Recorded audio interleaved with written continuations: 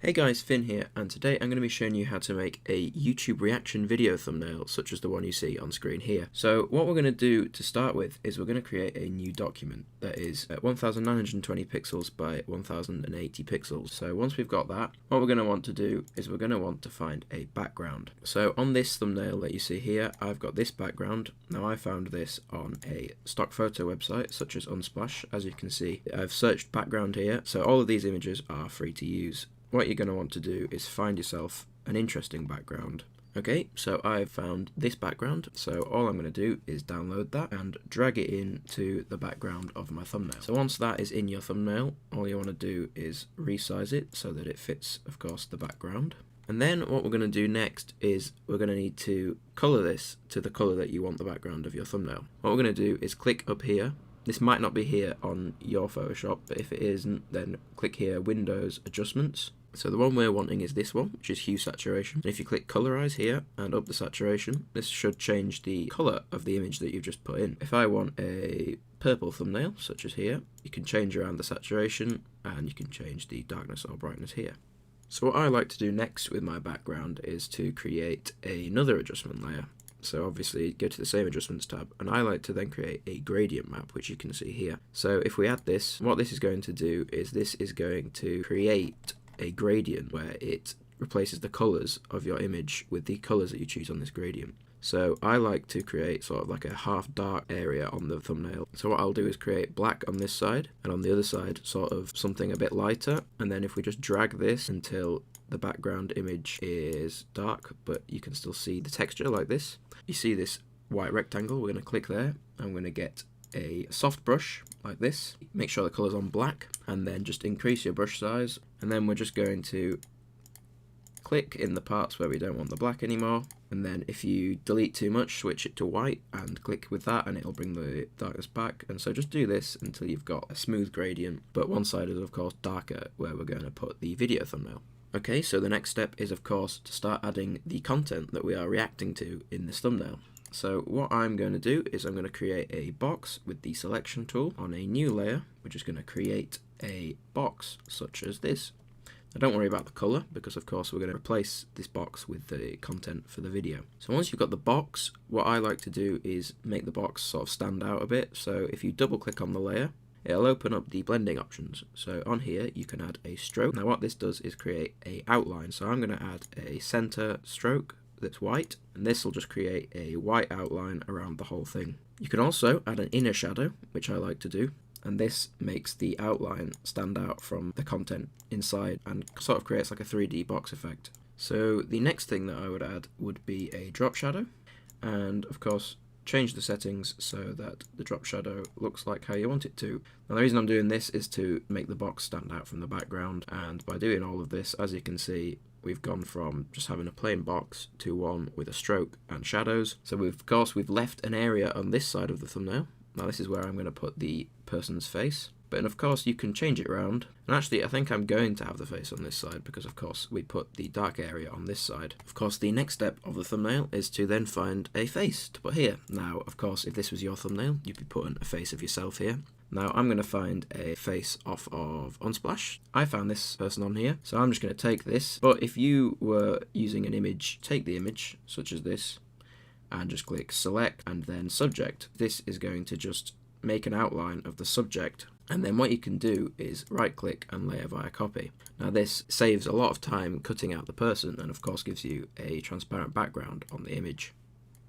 So I've actually gone and found the original image that I found on Unsplash. So I'm going to download this again. So let me just take this image and we're just going to do the same as I said before. So select up here and then subject. This will take most of the background out. Right click, as I said, layer via copy. And there will occasionally be some issues like such as up here, but you would just go around and remove it, obviously being a bit more careful than me. So let's go back to the one that I did earlier. So I've already got this person here, so I'm just going to place them where I want them on the thumbnail. And so of course the next step is to start adding the content. So in order to add your content that you are reacting to this thumbnail, what we're going to do is we're going to right click on this box that we've created, convert it to a smart object. Now what this is going to do is it's going to mean that if we double click this, we're actually going to have this box as a different file that is now editable, and any changes we make on here transfer to the actual thumbnail image. And I've found a picture, but of course you would take a picture of the artist that you're reacting to, or a picture of the video thumbnail that you're reacting to, and I'm just going to drag it into here. And what you're going to do next is right click,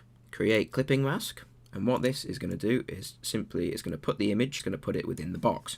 And now all I have to do is click file and save, and that will transfer that over to our main thumbnail image.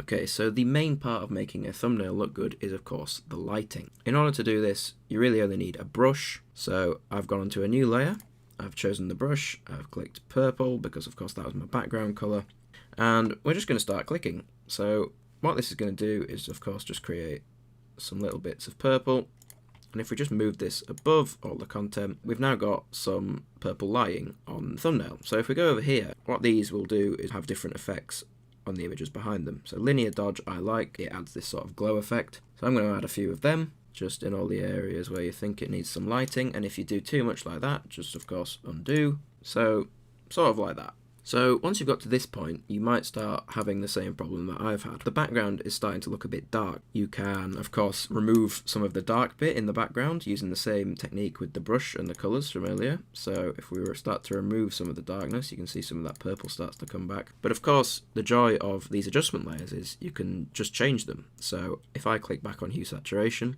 I can just up the brightness. But in terms of upping the actual brightness of the image, this is where we're going to have to use a different adjustment layer. So back to the adjustments up here from earlier, of course, Windows adjustments if you don't have them. This one is brightness and contrast. So if we add this one, we can then start to up the contrast, but also we can up the brightness. Now, as you can see with this is starting to add a lot more life to the thumbnail, and that might start to make the lighting we added earlier too bright. So what we'd do is just decrease the opacity till we get that to a level that we like, something like that.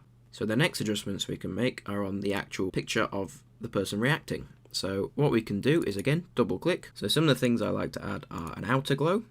So if we add that with the color of the background, again linear dodge, this is creating a glow all around the outside of the person reacting. We can also do the same with an inner glow. Now with this one, change it to the color again, but you're going to want to do it a bit less because of course otherwise it'll start to cover up the person and turn them purple. So that creates this glow effect. Now the final step that I like to do with the picture of the reactor is to create another adjustment layer above, a brightness and contrast adjustment layer directly above the layer with the picture of the person on. So then I'm going to right click on this and create clipping mask like I did earlier. And so now we're going to adjust these, and this is just going to affect the picture of the person. That looks a lot better, as you can see. It really helps to make the person stand out from the background. Now, if you want to, you can also do the same thing to the reaction content. You can go back to the smart object that we created earlier. Just add any adjustment you want. So if we save that, that will just update on here. Now, if we go back to the main thumbnail, as you can see, we've got a small little area down here that is free. So you may of course already realize this is where we're going to put some text, or of course you could just alter with the sizes and make the reaction box bigger and the picture of yourself smaller, stuff like that. But for the purposes of this tutorial, I am going to add some text in the bottom left. So of course we're going to need to come over here to the text tool, and we're just going to want to click. Of course you can type whatever you want down here, and we're just going to increase the size until it's the correct size that we want on the thumbnail, drag it up the layers so that it's above the picture of the person. Next we're going to need to add layer styles. So I have a layer style pack which you can get down below in the description. I'll leave a link to it. So I have these saved in my GFX Create Layer Styles pack. I'm going to use this one. If you want to create your own, then you'd go to Effects and you'd just add the different effects. So for example on this one, we've got a stroke, you can see here, which is on the outside. This creates the outline on the outside. We've got this one, which creates a second outline on the outside. And then we've got this one, which creates this thin white line on the inside of the text. We've then got a gradient overlay. So this is, as it says, creating an overlay with the gradient. You just choose the gradient that you want. If I wanted to make this blue, I could just change that. But of course, we'll cancel that and set it back to purple. And the drop shadow is like earlier. So this is creating sort of a solid drop shadow. I've upped the spread to the max, and that allows none of the blur of the drop shadow. It's all solid like this. So say if we did this, you can see it go blurry, up to the top, we've now got this sort of solid 3D looking effect below the text. So now that we've got our text, we can just alter the size so that it's perfect for the thumbnail. And now we've got text, we've got a person reacting, we've got the reaction content, and now it's sort of just about finishing off the thumbnail. Something that I like to do is I like to go back to the brush, change it to black, and I like to add some shadows. So if we create a new layer underneath the text, we can just click around under the text to create a shadow. Of course, then we'll just decrease the opacity up here. And as you can see, that just helps the text to stand out a bit more against the forearm of the person. We can also do the same under the person. So if we create a new layer here under the person, we can click around with this to create a shadow. We've now got this little shadow behind the person. So now we've pretty much got the background of the thumbnail done. The only thing that you could do left is you could add some more things to the foreground. I like to get the selection tool on a new layer, and if you just drag around the outside of the thumbnail like this, making sure to leave a little bit of room on every side, and then if we go up to select and inverse, and then go over to the fill bucket and make sure it's white, we can create this sort of white outline by clicking in the selection box around the outside of the thumbnail. Next, if we go back over to our blending options or layer styles down here and go down to overlay, we've got this sort of glowing outline effect around the outside of the thumbnail. We can decrease the opacity on this so it's not as in your face, sort of blends in a bit more. I think that's a really nice effect that you can add to your thumbnail. So a final thing that you could add would be particle effects, and I've found this image, some particles on a black background. You can then place it into the image, and if you go back here, so color dodge, linear dodge, so if I linear dodge this and go up to image and adjustments and brightness and contrast, we can up the contrast until the background's completely removed and we've just got this particle effect. So what you can do with this is click on it and of course resize it and just sort of move it into a place where you think that it will improve the thumbnail. You can see that it adds this cool effect. Now we can change the color of this. If we go to image adjustments and hue and saturation, up the saturation, and doing this we'll change it to purple so it fits in with the thumbnail. And now I'll just hold Alt and drag. So if you do that, that will duplicate the image that you are selected on or the layer that you're selected on.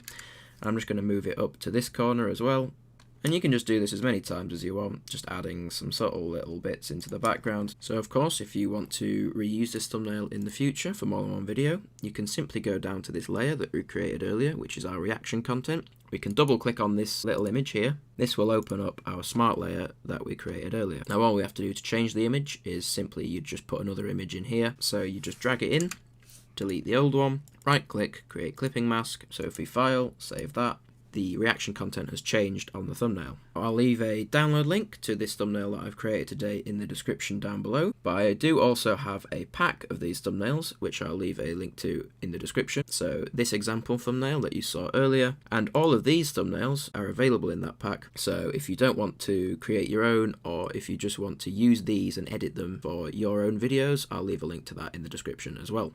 So that wraps up this YouTube reaction video thumbnail tutorial.